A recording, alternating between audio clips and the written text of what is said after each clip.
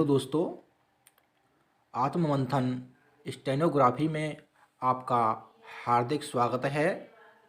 100 शब्द की गति से डिक्टेशन शुरू होगा कुछ समय बाद।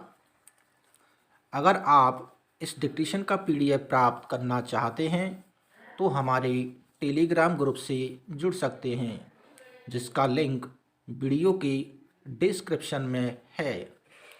डिक्टेशन शुरू होने में कुछ समय शेष। स्टार्ट।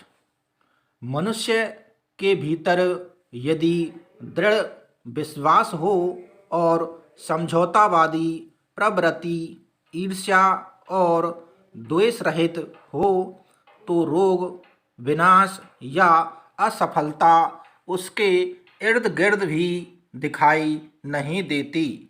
रोग तो हमारे अपने कर्मों के फल होते हैं।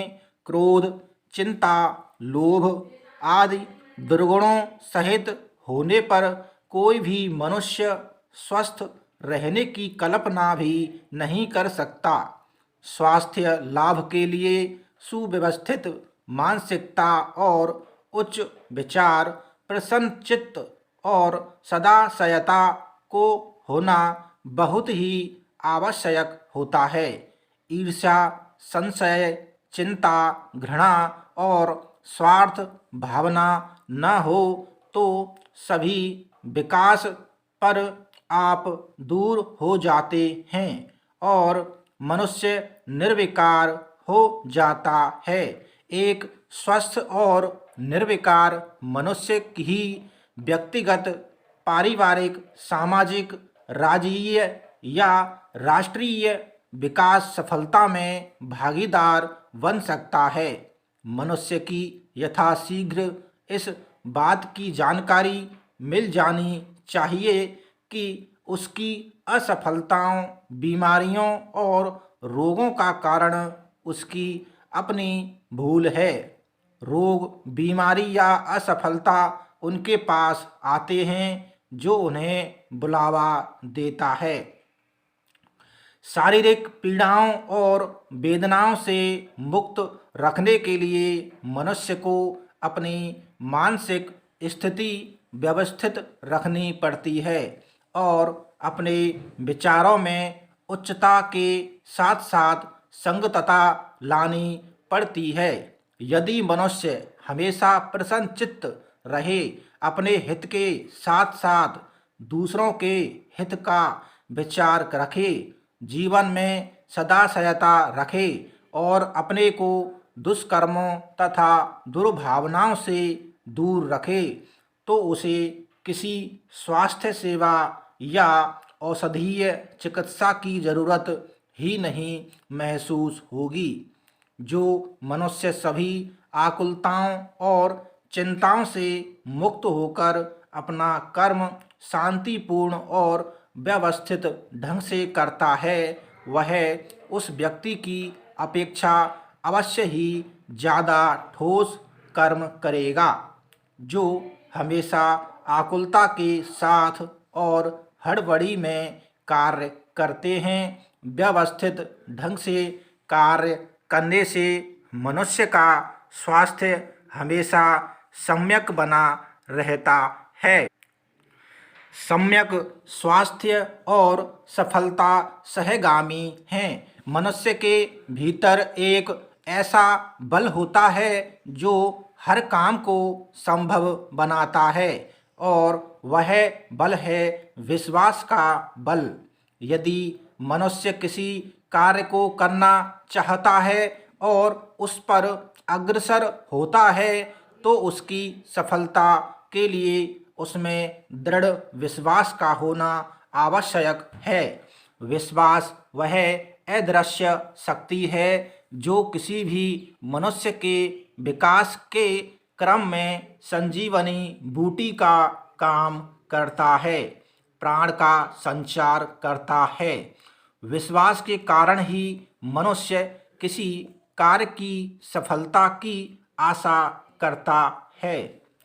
समझौते का तात्पर्य सामंजस्य और समन्वय से है उस पर व्यक्ति को समझौतावादी होना चाहिए जो विकास करना चाहता है, क्योंकि विश्व ज्ञान का अथाह सागर है और इस अथाह सागर में तभी तो विचारों के छोटे बुलबुले और कभी व्यापक परिवर्तन में ज्वार उठते रहते हैं।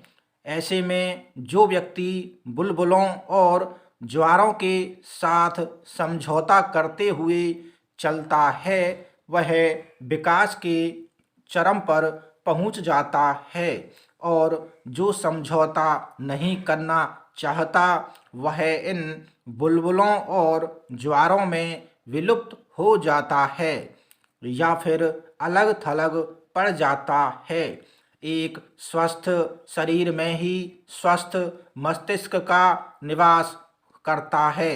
इस तथ्य को स्वीकार करते हुए हमें अपने मन मस्तिष्क पर नियंत्रण रखना चाहिए और यह तभी संभव है जब हम अपने भीतर विश्वास को पालें, स्वस्थ मानसिकता अपनाएं, समझौतावादी प्रवृत्ति रखें और विचारों में उच्चता तथा सदाशयता लाएं। विचार तथा अनुभव में श्रेष्ठता और उदात्तता मानव मात्र के लिए होती है, उस पर सभी का अधिकार होता है और वह सार्वकालिक होती है। समस्त ज्ञान, विज्ञान, कला और संस्कृति संपूर्ण मानवता की विरासत है। उस पर किसी व्यक्ति विशेष का अधिकार नहीं। ऐसा संभव है कि किसी विचार की उत्पत्ति किसी विशेष क्षेत्र में किसी वर्ग विशेष से हुई हो, परंतु एक बार उस विचार का जन्म हो जाने के उपरांत कोई भी मनुष्य चाहे तो उस विचार को अपना ले। विश्व का पूर्व और पश्चिम, उत्तर और दक्षिण तथा अक्षांश और देशांतर के आधार पर भौगोलिक विखंडन बिल्कुल निराधार है। संप्रदाय विशेष, समुदाय विशेष और जाति विशेष के नाम पर विचारों, आदर्शों आदि की स्थापना करना समुदाय की संकीर्ण भावना का सूचक है। मानव में भेद करना ठीक नहीं।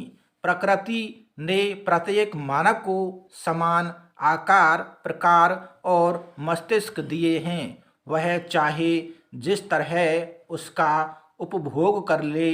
किसी भी तरह की विशेष उपलब्धि, चाहे वह किसी व्यक्ति विशेष की हो, समाज विशेष की अथवा राष्ट्र विशेष की, संपूर्ण मानव समुदाय की होती है। यथा किसी राष्ट्र विशेष ने किसी महापुरुष को जन्म दिया, उस महापुरुष ने अच्छे कर्म किए और अपने सत्कर्मों से कुछ आदर्श स्थापित किए। अब उनका आदर्श किसी राष्ट्र विशेष के लिए नहीं, संपूर्ण मानवता के लिए है। मनुष्य जब जन्म ग्रहण करता है तब उसके सामने दो चीज़ें स्वतः प्रकट हो जाती हैं, विशाल विश्व और उसका मृत्यु पर्यंत जीवन। विश्व अध्ययन स्थान है और जीवन ग्रंथ। जिस मनुष्य ने अपने जन्म से अपने जीवन के ग्रंथ को पढ़ना शुरू कर दिया, वह सदैव प्रगति के पथ पर अग्रसर होगा, क्योंकि उसे जब किसी एक बात का ज्ञान होगा तब दूसरी बात को जानने की कोशिश करेगा। मानव विकास इसलिए करता है कि उसे पूर्णता की प्राप्ति हो सके, उसके जन्म लेने का कोई अर्थ निकल सके। विकास के लिए समन्वय भाव का होना परमावश्यक है। यदि हम विभिन्न विचारधाराओं और उनके संस्थापकों को पूरी तरह से अस्वीकृत कर दें अथवा अस्वीकृति प्रदान कर और कुछ ग्रहण ही न करें तो विकास संभव नहीं हो सकता। मनुष्य की प्रवृत्ति होनी चाहिए समन्वय की भावना से युक्त होकर सभी ओर से अच्छाइयों को ग्रहण करने एवं बुराइयों को दूर करने की। किसी धर्म विशेष, संप्रदाय विशेष या वाद विशेष से बंधकर मनुष्य कदापि प्रगति नहीं कर सकता। आज एक धर्म को मानने वाले दूसरे धर्म के मानने वालों को, स्वदेशी विदेशी को, अमीर गरीब को और बलवान निर्बल को दबाने में लगे हैं। वे यह बात शायद भूल गए हैं कि प्रकृत्या हर मनुष्य की इच्छा होती है और किसी की इच्छा का दमन नहीं करना चाहिए।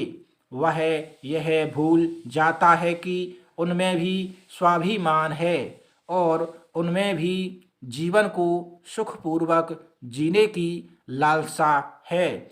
जब किसी मनुष्य को लगातार दबाव बनाया जाता है तब उसमें हीन भावनाएं पनपने लगती हैं और अपनी इच्छाओं की पूर्ति के लिए वह हिंसात्मक प्रवृत्ति को भी अपना लेता है। संपूर्ण विश्व में व्याप्त आतंकवाद और उग्रवाद इसी अपेक्षा का परिणाम है जो मानवता का अस्तित्व ही समाप्त कर सकते हैं।